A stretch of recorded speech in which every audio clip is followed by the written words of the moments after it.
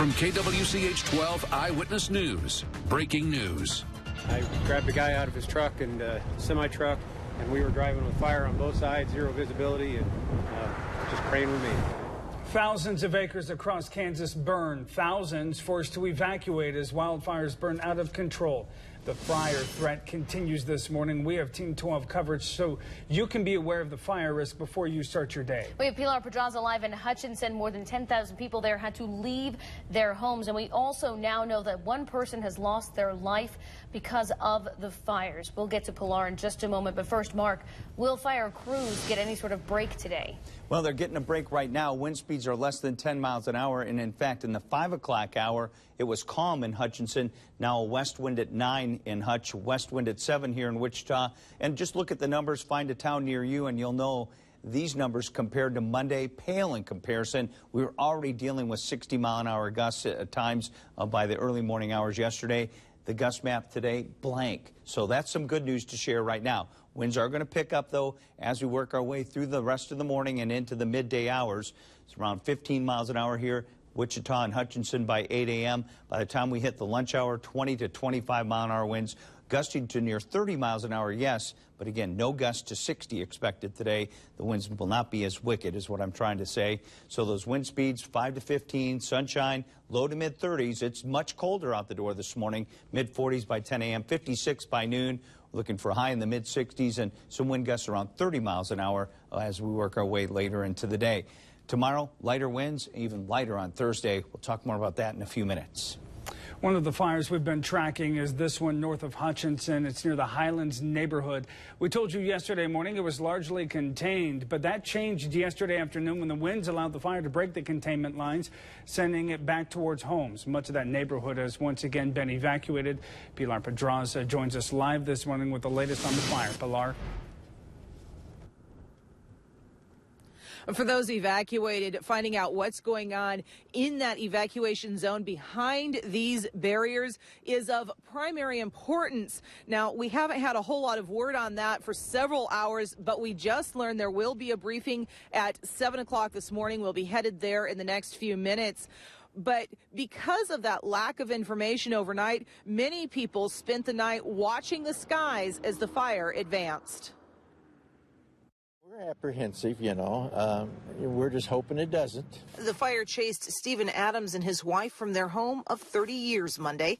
They sit in a church parking lot miles away, watching the orange flames flicker on the horizon, wishing they could do something to save their home. I kind of wish I'd stay home so I could water in my house. But they said mandatory, and the wife kind of panicked, so we got out. Adams isn't the only one wishing he could help. Leo LeClaire has family living right on the edge of the evacuation zone. He sits in his truck in the same parking lot as Adams, watching to see if the flames get close to his family and wishing he could do something to help stop the blaze. You can't just stand here and watch and not want to help, you know, so, and it makes me want to try to go see if I can be a volunteer fireman or something like that. Others are here because they live in the pre-evacuation zone, ready to get the order to leave at any time, depending on what the fire does. They're worried, too. I'm just kind of watching the wind and trying to make sure how everything's going as far as the flames and everything from that point. I have a lot of friends up in that area. They all agree one thing would make everything better right now. I wish this fire was out. I wish we'd get some rain in this part of the country. I really do. We need some rain terribly bad. Now, over the course of the morning, we have seen several people come up to these barriers here where the officers are waiting behind the road closed sign and try to talk their way through, hoping to get inside that evacuation zone and find out a little bit more about what's been going on. But all of them so far, police have turned back. We may get some of those answers at this meeting coming up here at 7 o'clock. Pilar, thank you. We want to bring you the latest on the evacuations this morning there in Reno County. It's for the area between 108th Avenue, K61, Hendricks Street, and 30th Avenue there to the south.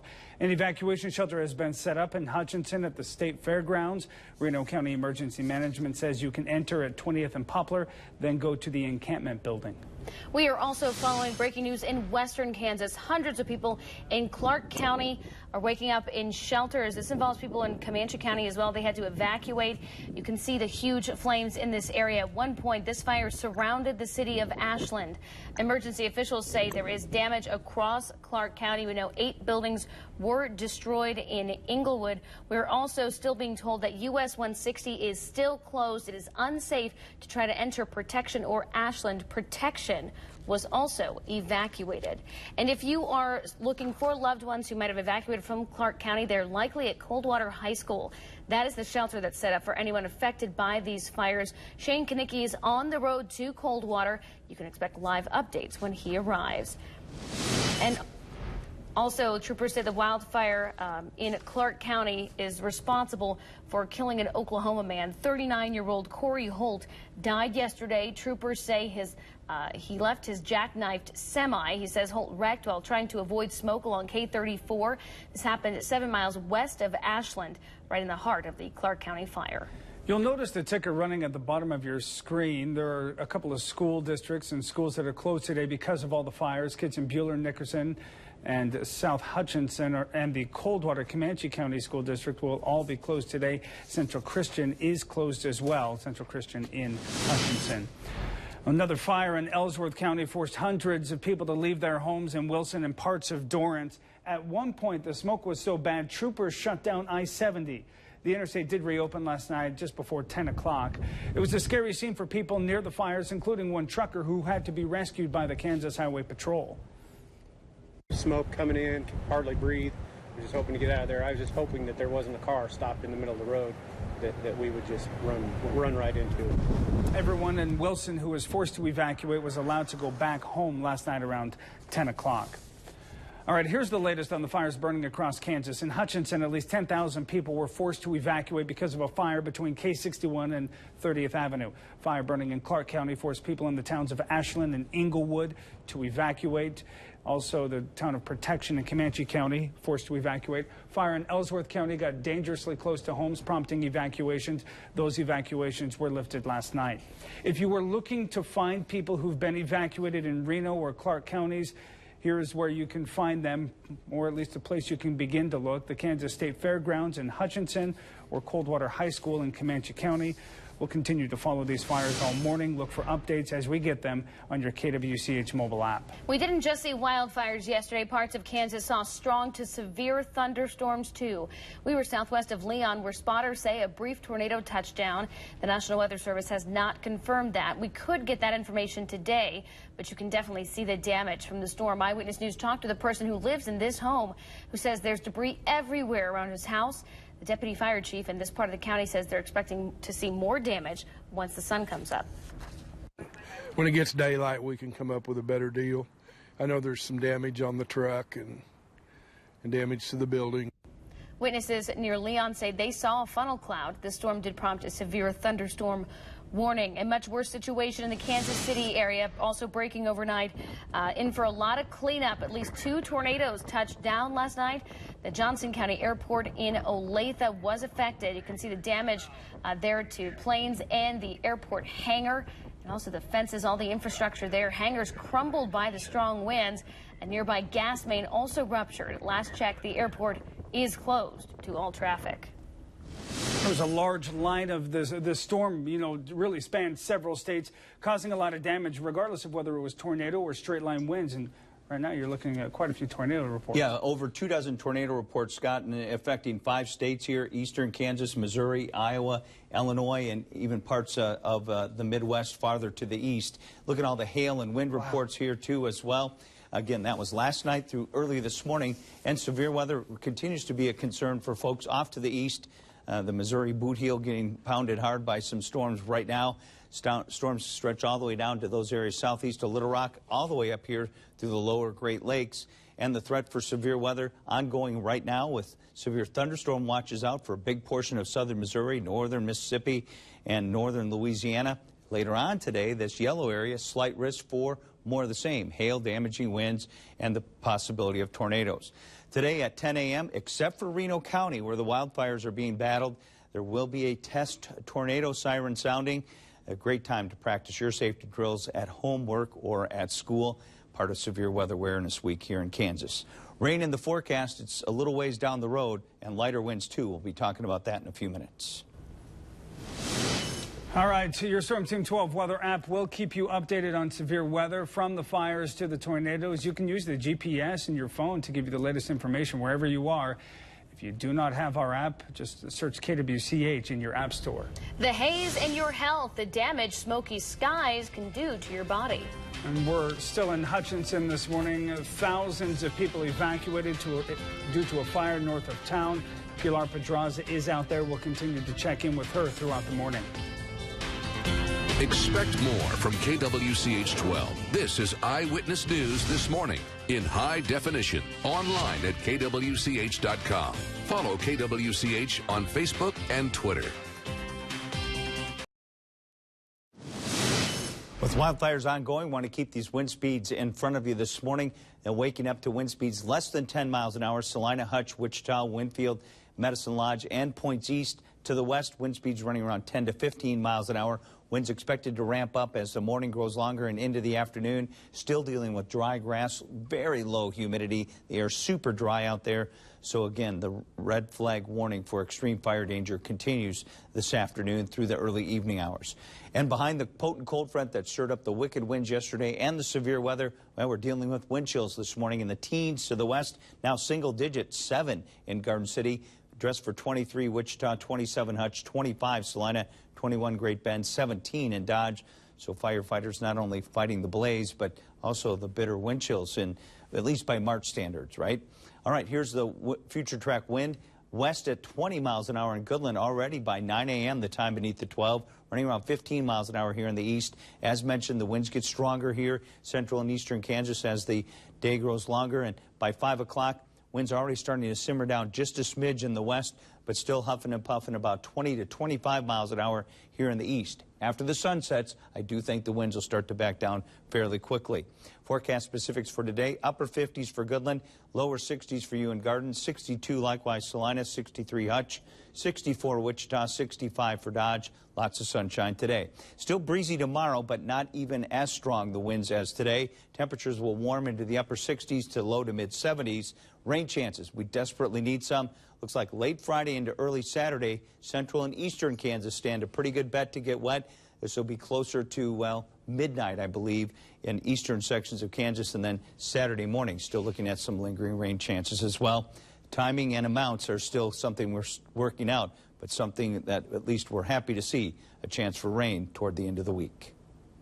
Many of you are using your KWCH mobile app to show us what the fires are like near where you live. Chrissy took this picture near Ashland. And you can see the fire across all on the horizon in this picture. She said in the caption, it looked never ending, which is a terrifying thing to think. Yeah. Andy from Dodge City sent us a picture of the fires near there. Look at all that smoke you can see in the distance. He took it near Highway 56 and 281 on the south edge of Dodge City. And also, Isaac took a picture of a site many of you saw yesterday in Wichita. Yeah, a hazy sunset you can see with the thick smoke from the fires in Hutchinson and out west due to the air in Wichita. Do you have any pictures you want to share? Send them to us. You can upload them on your KWCH, on KWCH.com or your KWCH mobile app. Time now 6:16. Wichita police say a fiery car wreck near Harry and Greenwich was likely a result of a medical issue. You saw the story first last night as breaking news on Eyewitness News at 10. Police say the driver veered off Greenwich near Funston, drove through a field and hit a tree. And that's when the car caught fire. The driver was pronounced dead at the scene. We'll ask more about this case during today's daily police briefing. That starts at 9:30 this morning. A federal judge will hear arguments today to see if the FBI should disclose information about its wiretaps involving several people, including the Stephen brothers and Sedgwick County Commissioner Michael O'Donnell. The Wichita Eagle is behind the hearing. It argues it should be privy to information about the wiretaps since its reporters had their calls with O'Donnell recorded. According to documents filed in federal court, the FBI says disclosing the reason behind the wiretaps would jeopardize its investigation. The FBI has been tight-lipped in this case. We know the Stephen brothers, Rodney and Brandon, as well as Danny Chapman, Davin Flax, were all wiretapped, including Michael O'Donnell. Brandon Stephen also told the Eagle he's the subject of the investigation due to his high-stakes gambling. No one has been charged in any connection to the wiretaps. The Northwest High School community is dealing with the loss of a 15-year-old student who died because of a skiing accident. Tess Smith died this weekend. She was in Colorado skiing, and her brother says she broke her leg, adding that doctors gave her medicine before assessing the broken limb, but Tess lost consciousness and did not wake up. Her family took her off life support late Sunday night. She was a sophomore at Northwest High School. The school district brought in grief counselors yesterday and will continue to support grieving students, teachers, and staff. Extreme fire danger for just about the entire state. That red flag warning remains in effect from 11 a.m. until 6 p.m. this evening. Winds right now running 5 to 15 miles an hour. This will probably be the calmest part of the day, even as we approach the 7 and 8 o'clock hours this morning. We do expect the winds to pick up. Wichita and Hutchinson, wind speeds around 15 miles an hour as we head toward 8 o'clock this morning. By 2 o'clock, sustained winds out of the west at 25 miles an hour. Probably looking at some gusts over 30 at times. Storm Team 12 7-day forecast. Windy 64 today. Lots of sunshine. Warmer tomorrow. Still on the breezy side tomorrow, but the wind trend over the next several days will call for, well, decreasing winds at least through Thursday. Winds will ramp back up again on Friday, and it'll be breezy once again by week's end. 64 Friday. Rain and thunderstorm chances arriving, it looks like, late Friday night or into Saturday morning for primarily central and eastern Kansas. I wish I had a better outlook for you in the west, but at least some rain will help with that fire danger. A little bit cooler to start the weekend, 57. Sunday, the high 60 degrees as we spring forward. 7-day forecast for Salina. You two looking at rain and thunderstorm chances by Friday night. Saturday, morning rain, some partly cloudy skies later in the day. It'll probably be a gusty northeast wind as we work our way through the afternoon. Just a slight chance for a shower Saturday morning in northwest Kansas. Unfortunately, no rain for you in the southwest. Temperatures trending cooler into the mid to upper 50s by Friday and Saturday for most of the west. Rebounding quite nicely back into the upper 60s by Sunday. Time now to hand out some birthday wishes. Happy birthday to Cadence Brozak. Love the picture. Hope you have a great day today, Cadence. Also celebrating a birthday today is Joyce Nolan. It's also Angela Hall's birthday. Angela, hope you have a great day. And Leslie Weedle, congratulations. You're the winner of an Eyewitness News This Morning coffee mug, and that is provided by McPherson Dental. President Donald Trump remains confident his revised immigration and travel ban will withstand any possible legal challenges. The president signed the new order yesterday, while his aides faced tough questions about his claims that his predecessor wiretapped his New York office before the election. Hannah Daniels has the latest. Dozens of protesters gathered outside the White House Monday night, hours after President Trump signed version 2 of his travel and immigration ban behind closed doors. Your Muslim ban 2.0 is still unconstitutional and still illegal. The new order, which takes effect next week, temporarily bars new visas from 6 countries for 90 days. Unlike the first order, this one does not include Iraq, nor does it apply to current visa holders. In addition, refugees from Syria will no longer be barred indefinitely. We are identifying ways to improve the vetting process and thus keep terrorists from entering our country. Mr. Trump is still pushing for a congressional investigation into whether former President Obama wiretapped his phones at Trump Tower in New York shortly before the election. He would appreciate the House and Senate Intelligence Committees combining their investigations into Russia, which seem very attenuated, with an investigation into this issue. Top administration officials struggled Monday to explain where Mr. Trump's accusation originated from. If the President of the United States said that, he's got his reasons to say it. He's got some convincing evidence that took place. Over the weekend, FBI Director James Comey asked the Department of Justice to publicly refute the unsubstantiated claims. All eyes will be on Director Comey today as he attends the opening of a new FBI office in Boston to see if he comments on the matter himself. Hannah Daniels, CBS News.